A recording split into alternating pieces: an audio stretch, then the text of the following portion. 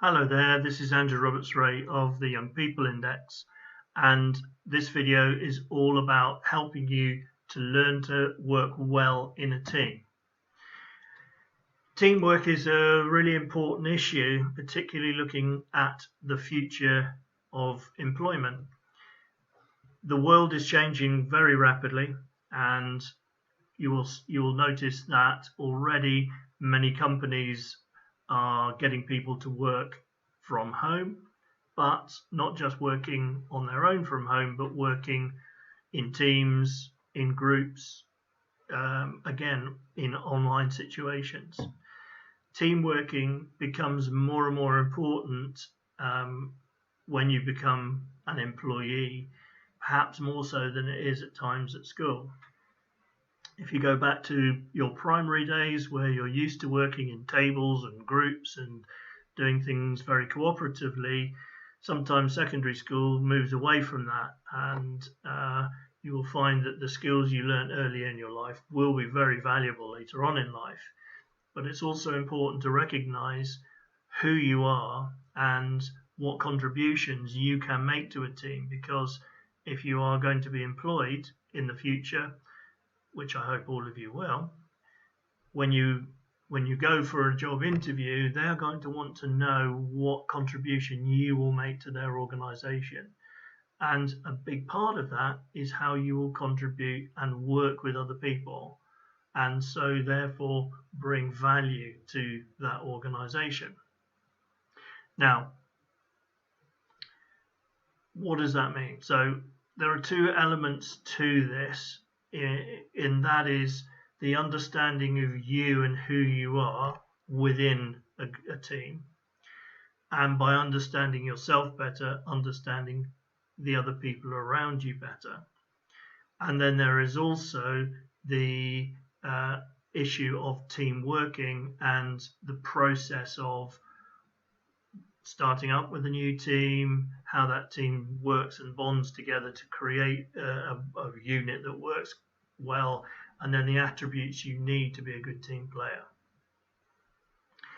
So let's start by looking at teamwork, and I'm going to work from the model that I use with young people and with adults, but the young people version is the Young People Index, and this is an index that helps you understand how you behave and how you work best within a team situation.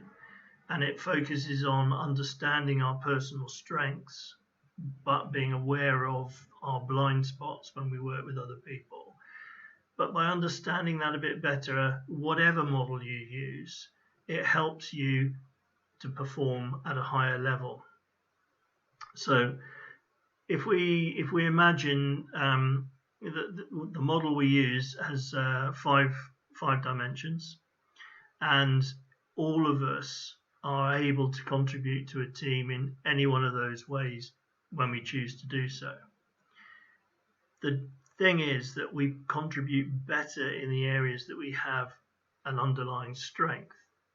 So if I was to give you an example of this model, if we imagine a graph, okay, vertical axes, horizontal axes. The vertical axis here measures creativity. So the higher up you go, the more creative you are. If you measure the axis along the horizontal here, this measures obsession. And the further outwards you go, the more obsessive you are.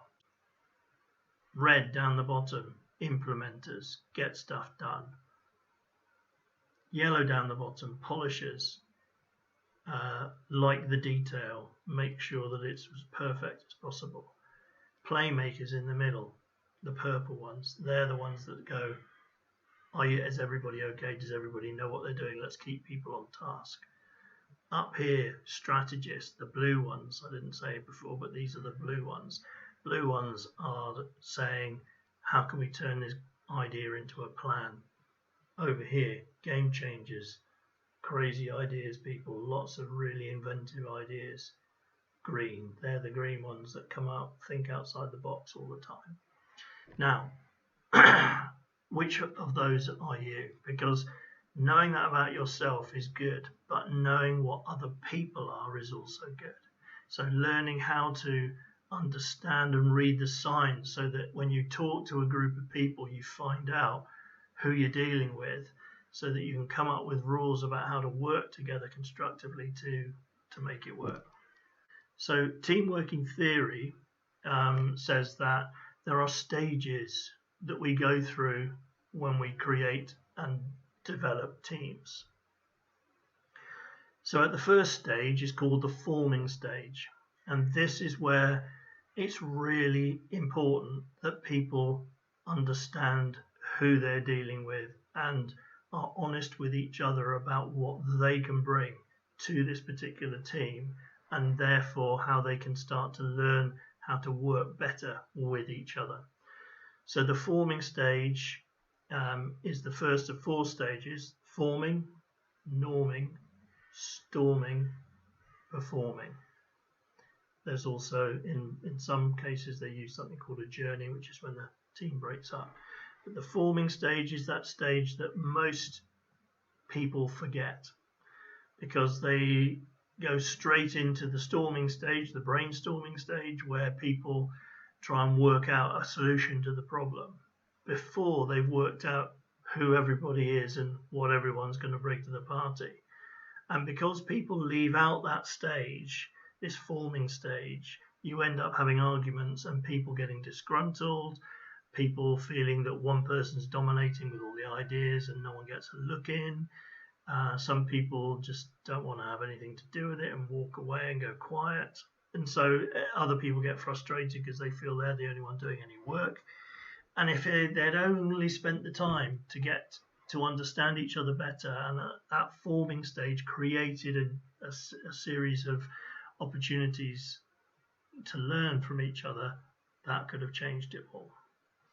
And the key to team working is also understanding each other and knowing what you need to do. So one of the most important things in team working is communication. And one of the key forms of communication is actually actively listening. So if you were talking to me right now rather than me talking to you, I would be giving you signs that I'm listening to you, that I really am interested. I'll be nodding my head, I'll be leaning forward, all those sorts of body language things. Body language is another key element here. So communicating is not just speaking, it's listening and it's verbal communication. So I use my hands to express what I'm saying. You can tell by the way I'm talking and the way I'm behaving whether I'm interested or not. If I was talking like this, you would know that I wasn't interested. So body language is a big part of that as well. Enthusiasm, passion, those are other things that if you don't inject those into a team, the team gives up and gets bored quite quickly. So keeping energy and enthusiasm is a key part of it. And there are a number of other elements that you need to make that team very successful. And when you look at this on the whole, teamwork is actually probably one of the most important skills that you guys will need to learn for the future. In many cases these days, instead of doing individual interviews, employers are doing group interviews. So unless you learn to communicate with other people you don't know and quickly understand each other and how the best way to work together would be, you lose out and you miss out on the opportunity of a particular job. And more of those interviews are being done remotely, as in online, with people, again, you've never met. So learn those skills. Learn how to work well with other people. Learn how to contribute. Give yourself opportunities to go and work in organizations to learn and see firsthand how teamwork happens. And I hope that the skills that you learn you can practice now, absolutely now, while you're still at school, college, university, because those skills, again, you need to practice them to be better at them. So the more you can practice them now before you enter a job-like situation, the better.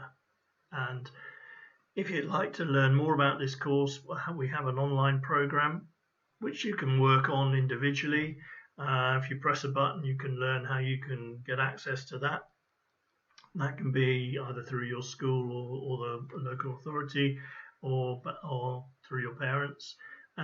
Equally, there are webinars on offer that you can work with a group of people online, with myself and a colleague, and we can work together on this program as well.